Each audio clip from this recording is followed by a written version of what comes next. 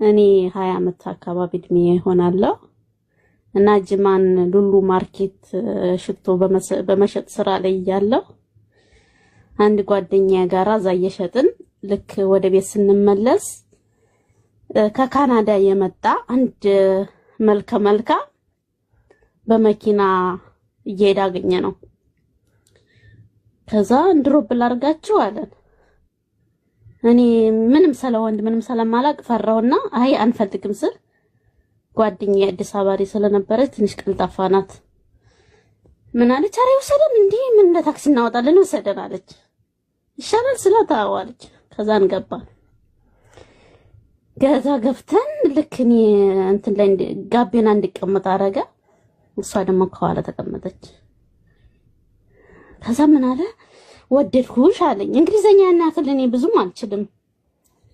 ከዛን አይ እኔ አልፈልግም እንዳይን ነገር ጓደኛዬን ጠይቃት አልኩት። እንዴ ቀጥታ ከዛ ለምን እንደዛ ትያለሽ? እኔ ወደድኩት አንቺን ነው። እሷን ከፈለኩ ራሴ ቀጥታ ጠይቃታለሁ። ለምን የሷ አስተርጓሚ ትሆኛለሽ ብሎ እንደመቆጣት አለ።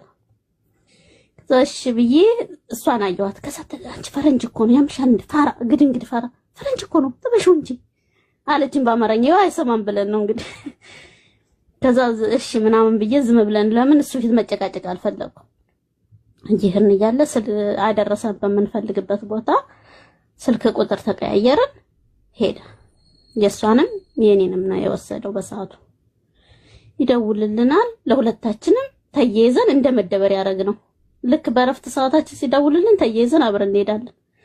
ስንል እሷ ከዚህ በፊት ወንድ ታቅ ስለነበረ እኔ ደግሞ ምንም አላቅም እያደፋፈረች ነው። ፈረንጅ እኮ ነው ያልፍልሻል እኮ አሜሪካ ትገቢያለሽ እኮ እያለች በቃ ትሞለኛለች። እኔ የሷ ፎሎ ነኝ። በቃ እሷ የምትለኝን ነው የምሆነው ስለማላቅ ስንል ሁሌ ሲጋብዘን ናይት ክላብ ሲወስደና ጀማን እንዲህ ያደረገን ትንሽ ተፍራህት ይለቀቅ ያረገኝ ሄደ። ለሶስት ወር ያክል ሁለታችንንም እየጋበዘን አንዳንድ ነገሮችን ማታለያ ያያረገልን የወሲቷም ያታልላትን ቆየን። በሶስተኛ ወር ላይ ሰለቸውና ብቻሽን እንዳገኘሽ ፈልጋለሁ ቤቴ እንድጋብዝሽ ፈልጋለሁ አለኝ። ከዛን እሷን እንደዚህ እኮ አለኝ ስላት ፋራ ግድንግድ ፋራ አፈርቢ አሁን እኔ ምን ማማከር ነበረብሽ? አሁን እንደዚህ ለምን አትሄጂም ታዲያ አለች። ነን ልንጃን እኮ አብረሽኛል እኮ ሚልሽ እኮ ብቻሽን ነኝ ማለት ብቻችንን ጊዜ እናሳልፍ እያለሽ ነው አለች። እንደዛ ማለቱ ነው እንዴ? እኔ እኮ አልገባኝም ነበር አልኳት። አረ ምን ይገባሽ አንቺ መቼ ነው የሚገባሽ ገነስ ትለኛለች። ከዛ ሄድኩኝ ዛን ቀን ብቻዬን በሷ ግፊት እየፈራሁ በቃ እንቀጠቀጣለሁ። በቃ ግን ያልፍልሻል ስለምትለኝ በቃ ሁሌ እሺ ትሸሻያለሽ ተዚህ ስራ ትላቀቂያለሽ የሆነ ነገር ይኖርልሻል ምናምን ስለምትለኝ ያንን እያየሁኝ እሷ የምትለኝን ነው የማረገው። ሲሄድ እውነት ለመናገር የዛኔ ብላክቤሪ የሚባል ስልክ ነበረኝ። ቢኖረኝና ቪዲዮ ባሳየኋቸው ስገባ ማታ አካባቢ ነበር። ከቤት እዚህ ተበሩ ላይ ነው የሚጀምረው ፍላወር ይሄ ትንንሽ ካንደሎች በቃ ቤቱ በአበባ ተጊጧል። ልብ ቅርጽ ተሰርቷል ምናምን በቃ ይሄ በቃ ፊልም ላይ የምታዩት ማለት ነው። ለኔ አልታየኝም እንጂ በፍርሃት ምክንያት በቃ መሃል ላይ ደግሞ ወይን አለ በብርጭቆች የተጌጠ በልብ ቅርጽ ላይ እንትን አለ ስጦታ ተዘጋጅቷል። እየተንቀጠቀጡ ወይ ፍርሃቴን ልነግራችሁ አልችልም። ፍርሃት እንዳይመስላችሁ። ልክ ስገባው እሱ ትሪት ሊያረገኝ ገብቶታል። እንደፈራው ትሪት ሊያረገኝ ይሞክራል ምናምን እንደዛ እያደረግን ልክ ጠረጴዛው ላይ ያስቀመጠውን ስጦታ ሰጠኝ። ተንበርክኮ ቀለበት አረገልኝ ብቻዬን እኔና እሱ ብቻ ማንም የለም።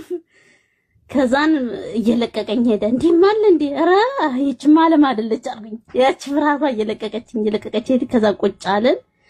ስጦታውን ስከፍተው ብታምንም ባታምንም 3000 ድርሃም በሰዓቱ የዛሬ 10 ዓመት ሊሆነው ነው ኦልሞስት 3000 ድርሃም የአንገት ወርቅ የጆሮ ወርቅ ኮምፕሌት እና ያረገልኝ ቀለበት ፈርጥ ያለው ቀለበት እንግዲህ ያ ሁሉ ሂሳብ ውስጥ በጣም ደስ አለኝ።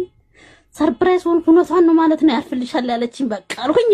አለፈልኝ እዛው ላይ ቁጭ ብዬ ደስ አለኝ። በጣም ደስ አለኝ። ወይናችንን ነፍት ማለት ተጀመረ። እሱም ይችልበታል ትሪት እያረገ የዛን ቀን አብሬው አደርኩ። ፍቅረኝነቱ ተጀመረ። ፍቅረኝነት ተጀመረ። አብረን እየኖርን እያለ ሰራተኛ ተመላላሽ ሰራተኛ አለች። አጽድታ ቤቱን ትሄዳለች። ፊሊፒን ብታምኑም ባታምኑ የሷ የሚሰጣት ብር ለኔ ያጓጓኝ ነበር። እንዴ እኔ ሰራተኛ አይደል እንዴ? ለምንድን ነው ሰው የሚከፍላት? ግን አፈሩ። የሀበሻነት ሞራል ያዘኝ። አይ አይደለም ታጽዳ ምናምን አሉ። ያን ከዛ ስራዬን ጠዋት ይወስደኛል። እዛው ቀጠር በዛው ቀረው አልወጣው። ከዛን ጓደኛዬ ቤተኛ ሆነች። ትመጣለች እኔ ጋር አብረን እንጠጣለን። እሑድ በረፍት ሰዓታችን አርብ ነበር የዛኔዋ ረፍታችን። አብረን እንጠጣለን፣ አብረን እንዝናናለን። በቃ ቤተኛ ናት። ከዛ አንድ በጣም ቤስት ፍሬንዴ ኤርትራዊ ታገባለች። ይሄን ምልሽ ከአመት በኋላ አብረን በቃ ቀጠልን ከሱ ጋራ 1 አመት አብረን ተቀመጥን። 1 አመት ተቀምጠን ከዛን ቤስት ፍሬንዴ ታገባ ነበር ኤርትራዊ። የሷም ጓደኛ ናት፣ የኔም ጓደኛ ናት። የኔ ጓደኛ የመሐሌ ጓደኛችን ናትና ለሪሞርት ቀርብ ነበር። ልጅቷ ኤርትራዊ ባህር ላይ መርከብ ላይ ነበረ ጋብቻቸው እና እኔ ደስላት አይ አልሄድም አለች።